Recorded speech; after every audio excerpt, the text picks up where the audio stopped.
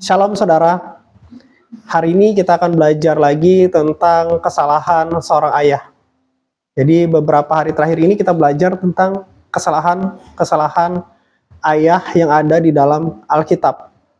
Supaya kita bisa belajar dari kesalahan mereka dan tidak mengulangi kesalahan mereka, dan kita bisa menjadi ayah yang lebih baik lagi. Kita bisa belajar menjadi ayah yang lebih baik lagi. Seperti kita tahu, Alkitab adalah kitab terjujur, di mana Alkitab ini nggak cuma menuliskan kebaikan tokoh-tokoh di dalam Alkitab, tetapi juga menuliskan bahkan kesalahan-kesalahan mereka. Tujuannya supaya apa? Supaya kita bisa belajar dari kesalahan mereka, dan kita tidak perlu harus mengulangi kesalahan mereka dan mengalami hal yang sama akibat kesalahan yang mereka perbuat. Dan Tuhan memang sengaja melalui nabinya untuk menuliskan itu agar kita tidak jatuh pada kesalahan yang sama. Karena kerinduan Tuhan adalah agar kita memiliki hidup yang berbahagia, keluarga yang berbahagia dan diberkati. Terutama bagi kita sebagai laki-laki atau sebagai seorang ayah, kita bisa menjadi ayah yang menjadi teladan, ayah yang mengayomi, ayah menjadi posisi kita sebagai ayah yang benar di hadapan Tuhan bagi keluarga kita. So, kalau kita lihat di dalam Alkitab, hari ini kita belajar dari Daud. Kalau kemarin kita belajar dari Samuel, hari ini kita belajar dari Daud. Kalau kita lihat hidup Daud, Daud itu dia berwibawa sebagai seorang raja, sebagai seorang pahlawan, sebagai seorang pemuji. Daud berwibawa dalam hal-hal tersebut. Tetapi menariknya, Alkitab juga menulis bahwa ternyata Daud tidak berwibawa di hadapan anak-anaknya dan istri-istrinya, terutama istri-istrinya yang selain Batsheba, istri-istrinya yang di luar Batsheba. Karena seperti kita tahu, Daud memiliki banyak istri dan banyak anak juga. Dan di hadapan sebagian anak-anak Daud dan istri-istri Daud, seperti tidak berwibawa. Kenapa? Karena dia kedapatan waktu itu selingkuh dengan Batsheba. Dan karena keputusan-keputusan Daud di awal kehidupannya ketika dia menikah dengan beberapa istri, terus dia berselingkuh, kita melihat dalam kehidupan Daud banyak hal-hal yang tidak mengenakan. Dia kehilangan wibawa dan dia harus mengalami hal-hal yang tidak mengenakan. Misalnya seperti dia memiliki anak yang memperkaos saudara tirinya atau saudari tirinya. Dia juga memiliki anak-anak yang satu membunuh yang lain. Dan dia memiliki anak-anak yang saling bersitegang, bahkan berebut tahta Daud ketika Daud sudah tua.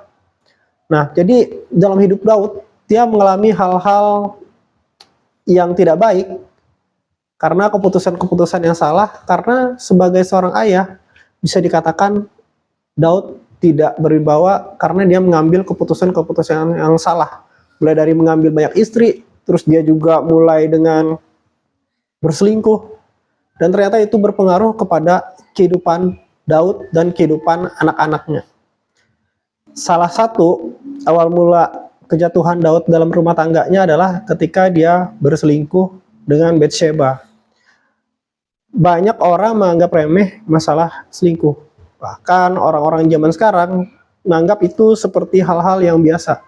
Bahkan kita banyak juga melihat orang-orang, entah dia orang biasa atau hamba Tuhan sekalipun, yang bisa berselingkuh gitu ya. Bahkan bagi banyak orang, berselingkuh seakan hal yang biasa. Kita banyak menemukan bahkan orang-orang yang berselingkuh dengan perempuan yang jauh lebih muda, yang masih sekolah atau yang kuliah. Dan orang-orang yang sekolah atau kuliah pun bisa mau aja dengan suami orang, bisa seperti itu. Dan banyak godaan-godaan bagi kita seorang laki-laki, apalagi kalau kita adalah orang yang mapan.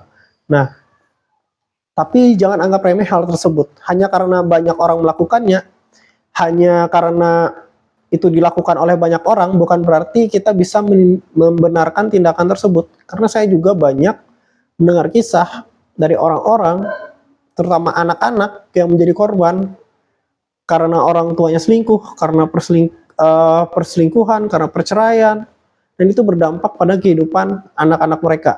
Yes, mereka mendapatkan kesenangan dari perbuatan seperti itu, tapi dampaknya adalah ke anak-anak mereka, ke wibawa mereka sebagai seorang ayah, sebagai kepala keluarga, dan itu juga berdampak kepada anak-anak mereka dan juga istri mereka.